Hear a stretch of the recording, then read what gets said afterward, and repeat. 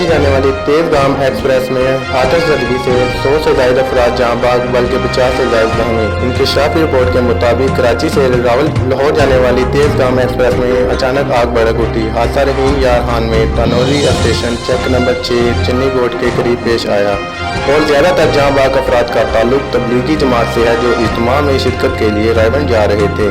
आग के शोलों ने 3 बोगियों को अपनी लपेट में ले लिया जिसके बायस 100 अफराद जहाँ बाग और 50 से ज़ायद अफराद झुलस गए जिन्हें तिब्बी इमदाद के लिए करीबी अस्पताल मुंतकिल कर दिया गया। मुतअद्दिद ज़ख्मी की हालत नाजुक जिसके बायस हलाकतों में इजाफे का खदशा है।